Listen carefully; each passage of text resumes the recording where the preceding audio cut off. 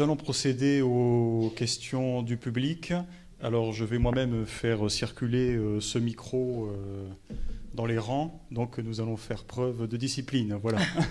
S'il y a des questions, peut-être que j'ai tout dit et qu'il n'y a plus besoin de poser des questions. Bien sûr, s'il y a des questions. Bien sûr qu'il y a des questions. Qui en premier? N'hésitez pas à lever la main, que je vous vois. Oui, une dame là. Ouais.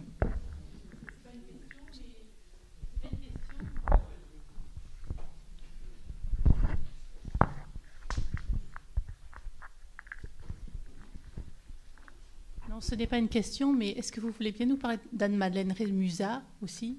Parce que non, parce que je connais l'épisode, mais je ne l'ai pas étudié et je ne me risque pas quand je n'en connais pas. Oui, c'est une religieuse qui avait demandé. Voilà. Non, je ne peux malheureusement pas vous en parler. Je ne veux pas prendre le risque quand je n'ai pas pris de note de dire des bêtises. Voilà, c'est disons par prudence et par modestie. Voilà. Voilà. Mais si vous voulez nous en dire quelque chose, est-ce que vous pouvez dire quelque chose vous-même? Voilà. Anne, rappelez comment elle s'appelle? Anne-Madeleine Rémusat, qui est une religieuse qui était intervenue pendant la peste. Je ne vous en dis pas plus parce que je ne veux pas dire de bêtises. Est-ce que, monsieur l'abbé, vous connaissez l'épisode? Malheureusement, pas trop non plus. Pas trop non plus. Alors, Anne-Madeleine Rémusat, et puis... Voilà. Pardon? Elle était visitandine, oui. Alors, quelque chose aussi que je voudrais dire concernant les religieuses. Les religieuses ont été mises à contribution pendant la peste, notamment pour faire des chaussures aux galériens. Parce que les galériens n'étaient pas chaussés, probablement parce qu'ils n'avaient pas besoin de chaussures, mais surtout probablement pour éviter qu'ils ne prennent la poudre d'escampette. Et quand il s'est agi de faire travailler les galériens dans les rues de Marseille, il leur fallait des chaussures. Et comme tous les cordonniers, tous les gens de métier avaient disparu, il n'y avait plus moyen. Et les autorités sont allées voir des religieuses qui leur ont fait des chaussures, mais alors à un prix défiant toute concurrence. C'est-à-dire que voilà, par charité, et les galériens ont pu être chaussés par des religieuses de Marseille. Donc les religieuses ont également apporté leur contribution à leur manière. Voilà.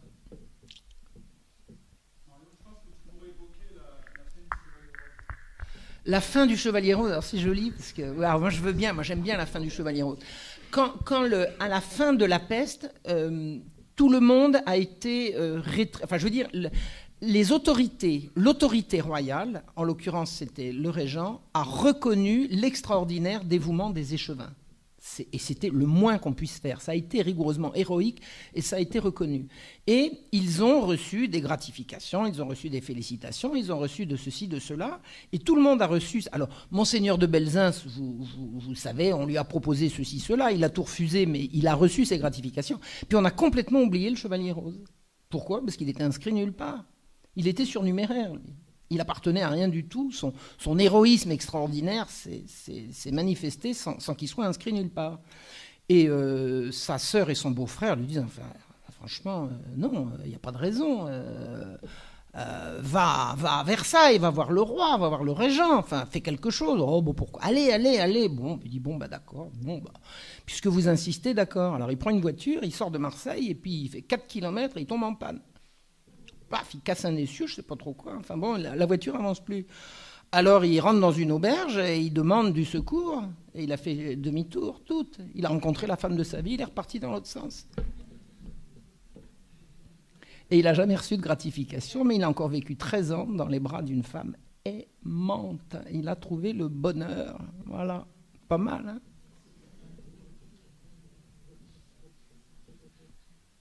Il avait 48 ans, il était veuf sans enfant.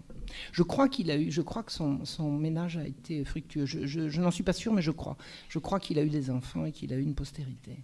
Alors, vous voulez voir le beau Chevalier Rose, là, une très très belle statue, elle est à l'esplanade de la Tourette. Voilà, là où il a débarrassé le quartier autour de Saint-Laurent. Alors j'y suis retourné cet après-midi, là, grâce à mes camarades d'égalité et réconciliation. J'ai visité les lieux il y a quelques mois. J'y suis retourné aujourd'hui de nouveau. Allez voir l'esplanade de la Tourette. Alors maintenant, c'est plus une esplanade, c'est plus ce que c'était, mais on peut encore deviner. On aperçoit la Major de loin. C'est vraiment à cet endroit-là, juste derrière l'église de Saint-Laurent.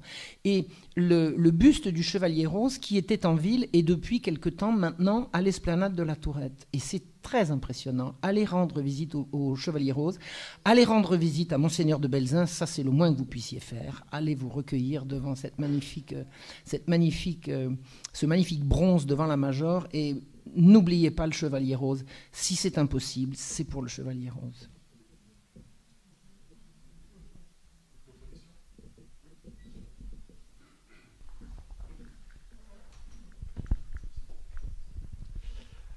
Oui, si, maintenant que vous nous avez donné envie, à travers cette conférence, d'en savoir un petit peu plus sur Oui. cet épisode de l'histoire marseillaise, est-ce que vous auriez des ouvrages qui nous permettraient d'approfondir justement la question et de nous documenter un petit peu plus, encore plus précisément sur cet épisode? Ça, c'était la première chose. Et puis la deuxième, je me demande si ma question n'est pas un petit peu polémique, mais est-ce que vous pourriez nous en dire un petit peu plus sur l'affection énorme que vous portez à Michelet? Michelet est un menteur. Alors je vais commencer par Michelet. Michelet ment. Michelet a inventé un truc délirant qui s'appelle le droit de cuissage, par exemple, qui est passé pour des générations de petits républicains et même d'anti-républicains pour quelque chose de vrai. Il invente. Michelet était un anticlérical délirant, un anticatholique déchaîné. Alors, est-ce que c'était parce il avait grandi dans une famille protestante et qu'il était protestant? J'en sais rien. Je crois qu'il était juste complètement crétin. Et il était à la fois déchaîné contre le catholicisme et déchaîné contre la vérité. Il ne peut pas s'empêcher de mentir. Alors, je vais vous raconter un épisode sur Michelet, parce que je l'ai déjà raconté plusieurs fois, mais il est tellement drôle que je vais vous le raconter. Je vais vous le re-raconter. Quand j'étais à la fac, je travaillais sur le dossier d'Amiens. Dossier d'Amiens, j'avais sous les yeux le dossier juridique de Damien, que j'étais allé chercher aux archives. Et je lis ce qu'écrit Michelet, et je vois que ce qui dit Michelet et ce qu'il y a dans le dossier, c'est pas pareil. Alors Michelet, il a eu le dossier aussi. Alors je comprends pas. Je comprends pas pourquoi, parce que moi je pense pas que le gars il ment. Je pense que j'ai pas compris. Premier réflexe, c'est moi qui me trompe. Alors je vais voir le directeur de salle, j'étais aux archives, il me dit je sais pas, mais vous pouvez appeler Tartampion. Bon. J'arrive à la maison et j'appelle la dame en question, qui est une éminente archiviste, et je lui pose la question. Et elle me raccroche au nez. Je lui dis, voilà les manières. Attendez, je suis étudiante en histoire, je fais une recherche, je vois un truc dans un dossier, je vois que Michelet dit pas la même chose, je me renseigne. Et elle me claque le téléphone au nez. Et ma petite enquête m'a permis de savoir qu'un historien digne de ce nom sait que Michelet, c'est pas un historien, c'est un menteur. On n'embête pas un archiviste pour savoir pourquoi Michelet ment, tout le monde le sait.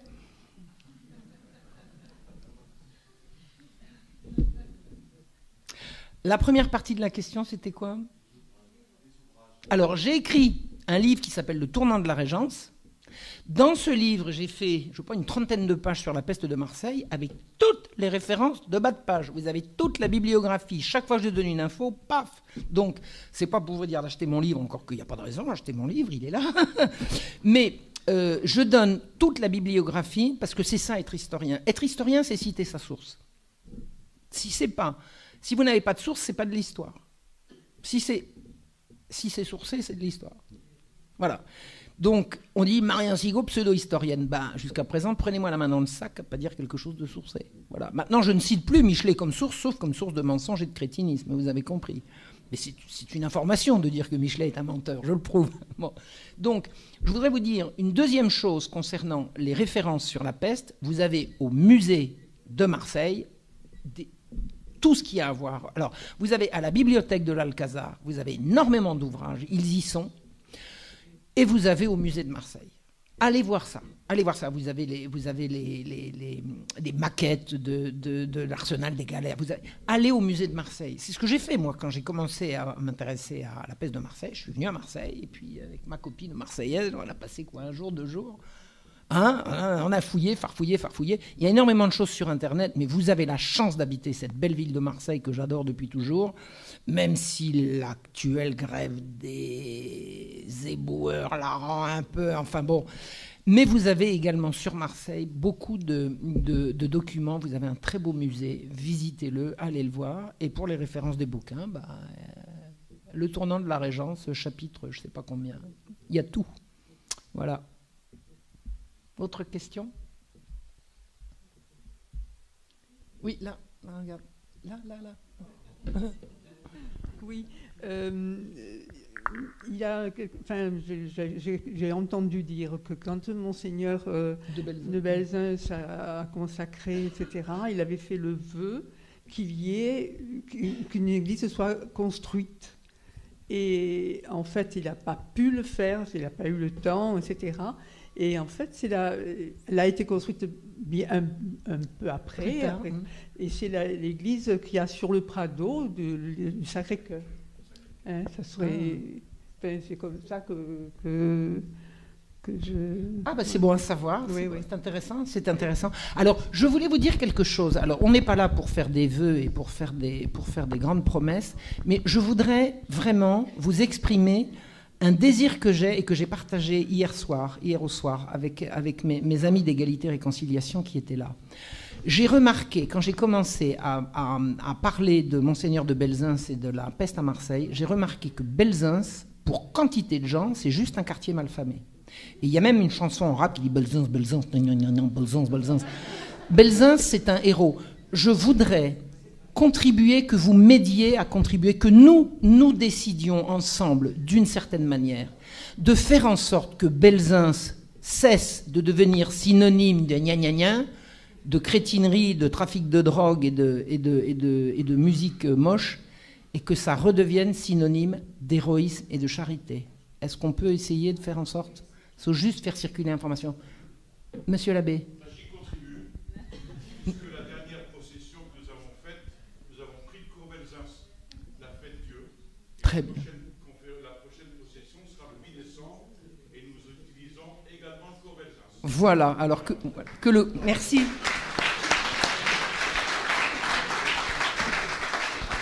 Vous savez, quand j'ai commencé, j'ai parlé à quelqu'un. La première personne à qui j'ai dit que je faisais quelque chose sur Belzins a commencé à m'entonner le gna gna, Belzins, Belzins. Faut que ça s'arrête. Ouais. Et alors, à l'époque de la peste, le cours s'appelait le cours. Le cours, c'était le cours. C'est devenu le cours Belzins après. Et le cours était la plus belle avenue, la plus belle artère de Marseille. On arrivait par la porte d'Aix et on avait le cours. Et les premiers témoignages terrifiants de la peste, ce sont je crois que c'était les médecins qui sont rentrés par la porte d'Aix, qui ont remonté le cours et qui ont dit c'est une épouvante. C'est une épouvante. La plus belle avenue du monde, c'est épouvantable. Des morts partout. Et les gens jetaient les cadavres par les fenêtres. Enfin, c'est atroce. C'était épouvantable. Maintenant, c'est devenu le cours Belzins, avec des constructions d'une laideur achevée, quand même, faut le dire. Quand on aura repris le pouvoir, on gommera toutes les laideurs et on gardera que les belles choses. Hein. Qu'est-ce que vous en dites? D'autres questions? J'ai une question dans le fond.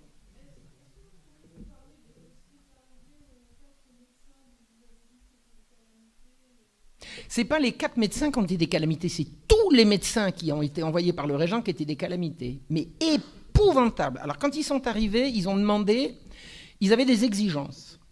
Ils ont demandé à être logés en ville dans une maison tous ensemble. Ils ont demandé des domestiques. On connaît le menu, alors que la ville crevait de faim. Enfin, ils crevaient pas de faim, mais limite, quoi. On a des exemples des menus qui se faisaient servir avec des soupes d'anguilles, des machins, des compotes de pêche, oh mais hallucinant. Et quand ils sont partis, quand ils ont quitté la maison qu'ils s'étaient fait allouer, il y a eu une note absolument invraisemblable, j'en donne le détail dans mon livre, de toutes les déprédations qu'ils avaient occupées. Ils avaient brûlé des trucs, ils étaient partis avec de l'argenterie, mais c'est fou, c'est fou. Les médecins ont été une calamité, et comme ils étaient payés par la municipalité, ils faisaient durer leur séjour. Et un jour, Jean-Baptiste Estel a écrit « Mais débarrassez-nous de ces parasites, on n'en peut plus, enlevez-les-nous. » Et ils faisaient rien. Ils faisaient des saignées. Ils faisaient des saignées et des purges. Et ils achevaient les malades. C'est une calamité. Et alors, les médecins qui sont restés, les 4 médecins, ont été dévoués. Le docteur Bertrand, par exemple, qui a laissé un témoignage très intéressant pour la peste, ce sont des gens qui ont été très dévoués. Mais les médecins marseillais ont été dévoués. Ceux qui ont été calamiteux, c'est ceux qui ont été envoyés par le régent sur ordre du régent de la faculté de Montpellier. C'est infernal, c'est absolument infernal. Et il y avait notamment parmi ces médecins un jeune homme qui n'était pas encore médecin, qui était étudiant en médecine. Il s'est fait payer des 1000 et des 100 pour des services qu'il n'a jamais rendus. Il disait, mais je suis là, je suis l'assistant du docteur Tartampion. Il dit, vous n'avez qu'à demander au docteur Tartampion de vous payer, puisque vous êtes son assistant. Non, il fallait payer 2 fois. Et alors il y a eu une chose intéressante à savoir concernant l'état d'esprit de ces médecins. Ils avaient, vis-à-vis de la maladie et de la peste, le même mépris que les gens des Lumières auront vis-à-vis de l'économie. Je m'explique. Le médecin en chef du régent, de la régence, s'appelait le docteur Chirac. Pour rien, il s'appelait comme ça. Voilà. Et le docteur Chirac, sur ordre du régent, est allé donner ses instructions pour résoudre la peste à Marseille. Donc, première chose, vous allez soigner les gens à domicile. Attendez, le gars, il n'a pas réfléchi 2 minutes. Qu'est-ce que vous avez besoin de donner des ordres si vous ne savez pas ce qui se passe quand vous avez 1000 morts par jour? Vous n'allez pas vous imaginer que les 5 médecins qui sont disponibles vont grimper dans les étages. Enfin, c'est n'importe quoi. Et il disait surtout, il est très important que la population garde le moral. Donc nous suggérons d'organiser des bals au carrefour avec des violons et des tambours. Mais attendez, vous imaginez, et l'idée c'était, ces médecins ont écrit aux Marseillais en leur disant, arrêtez de vous plaindre de la peste, c'est votre peur de la maladie qui tue les malades et pas C'est-à-dire, et quand je vous dis que c'était la même chose que les Lumières, quand Turgot à libéraliser l'économie et à laisser le prix du pain flamber, il disait « Les gens n'ont pas faim parce que le pain est trop cher, ils ont faim parce qu'ils ont peur que le pain soit trop cher. » C'est-à-dire que c'est dans la tête que ça se passe. Donc ces médecins ont été calamiteux, tout ce qu'ils avaient comme prophylaxie à proposer, c'était de rigoler au carrefour. Et à part ça, de se faire... servir des poulets, des soupes d'anguilles, enfin pas des soupes d'anguilles, des soupes de je sais pas trop quoi. Enfin, j'ai retrouvé, dans mon livre, j'ai donné un menu ordinaire, enfin c'est une honte, c'est une honte. L'agent médical, à part l'exception notable de quelques médecins marseillais qui se sont dévoués comme les autres, tous les médecins envoyés par l'autorité publique ont été calamiteux. Et il y a une lettre de Jean-Baptiste Estelle qui supplie « Débarrassez-nous des médecins, rappelez-les !» Oh bah non, je pense pas, non. Bah, ils n'étaient pas attaqués par les puces. Pour mourir, il fallait être attaqué par les puces. C'est tout simple. Bon, pourquoi est-ce que le Chevalier Rose, il y a échappé ? Peut-être parce que le bon Dieu voulait qu'il en échappe, ça c'est une explication, c'est une hypothèse, mais également parce qu'il était à cheval toute la journée. Et les puces fuient l'odeur de cheval. Donc les échevins étaient à cheval, le Chevalier Rose était à cheval, Monseigneur de Belzins était à pied, il était à pied, et tous ceux qui étaient à cheval ont été épargnés. On meurt piqué par une puce infectée. Si les puces n'approchent pas, les médecins, ils se promenaient avec des sarraux en toile cirée. Les puces ne s'accrochent pas à de la toile cirée. C'est aussi simple que ça. Et les toiles cirées arrivaient jusqu'à par terre. Et ils avaient des grosses godasses compensées en lièvre. Oh, il y a une mouche qui... Ça y est, je l'ai eu. Non ? Donc les médecins... Vraiment, il pouvait échapper à la peste. Et le docteur Bertrand, je crois que lui a été atteint de peste à un moment donné, mais il s'en est sorti. Et lisez le témoignage du docteur Bertrand, c'est très très intéressant. Il faut lire les témoignages des gens qui ont vécu la peste. Enfin, je veux dire, il y a quantité de témoignages, quantité. C'est certainement parmi tous les sujets que j'ai abordés, celui qui m'a donné le plus d'enthousiasme, parce que le bout de l'horreur est compensé par l'étendue du dévouement. On peine à y croire, quoi. On peine à croire que... Moi, Jean-Baptiste Estelle, c'est vrai qu'il a une responsabilité écrasante dans la peste de Marseille. Mais je ne sais pas si pendant 4 mois, 5 mois, il a dormi 3 heures par nuit, c'est le maximum. Et il n'a jamais baissé les bras ni désespéré. Jamais. Pas 5 minutes. Ils ne se sont pas permis. Ben, ils se sont rachetés. C'est l'histoire d'une rédemption. Et les autorités ne s'y sont pas trompées. Et la population marseillaise ne s'y s'est pas trompée non plus. Ces gens se sont rachetés. Maintenant, je vais vous dire le fond de ma pensée concernant leur responsabilité dans le passage de la contagion, enfin, le passage de l'infection. Est-ce qu'il est normal que la sécurité d'une ville soit confiée à des gens qui ont un intérêt à ce qu'elle soit mise en danger? Je veux dire, c'est le système qui est vicié. C'est là que le système est vicié. Il aurait fallu, alors je ne sais pas comment ça s'est passé par la suite, mais il aurait fallu que l'autorité sanitaire soit entre les mains d'un fonctionnaire bien payé, incorruptible et étranger aux intérêts financiers. C'est bel et bien, je veux dire, Monseigneur de Belzunce ne s'y est pas trompé, c'est l'appât du gain, c'est l'amour de l'argent qui a perdu Marseille.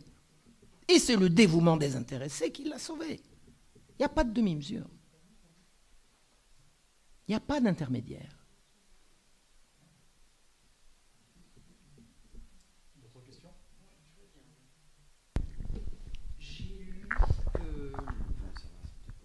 J'ai lu que le Grand Saint-Antoine avait été coulé à l'île de Jard. Oui, exact. Ouais. D'accord. Okay. Ouais. Voilà. Alors, l'île de Jard, vous savez, c'est le bout de cailloux rocheux sur la corniche, là, qu'on voit. C'est au large. De l'autre côté. Voilà, c'est un bout de cailloux rocheux qui affleure, sur lequel il n'y a rien. C'est juste un bout de cailloux. Et les marchandises devaient être mises sur l'île de Jard et éventées, secouées au soleil.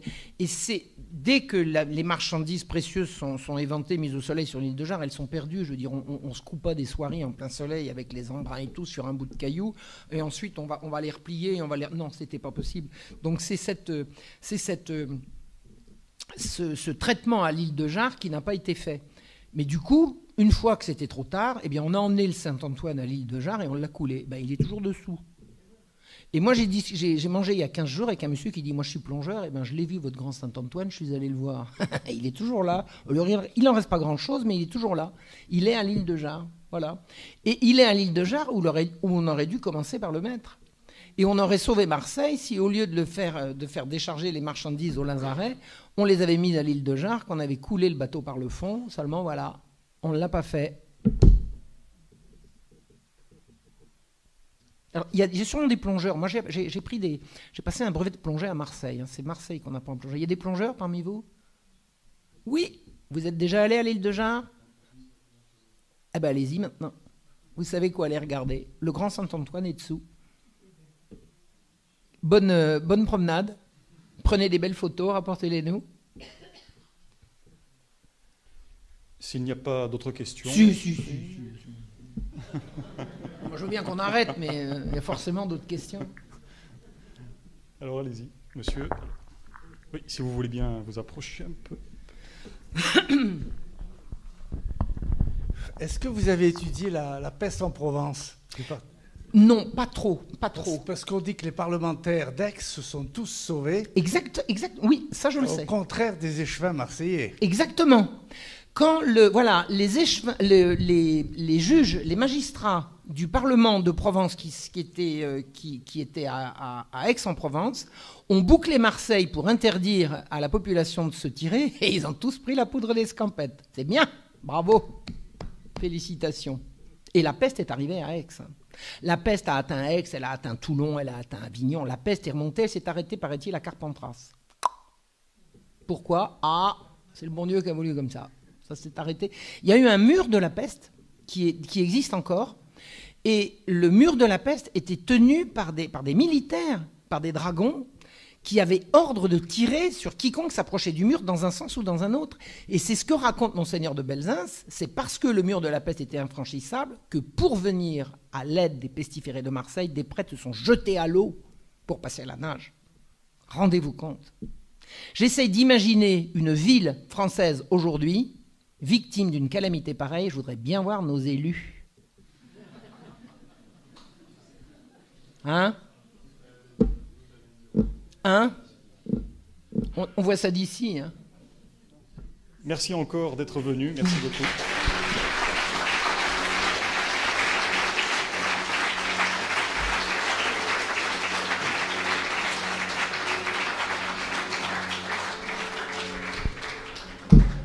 Et si vous souhaitez faire dédicacer vos livres, Marion est disponible. Voilà.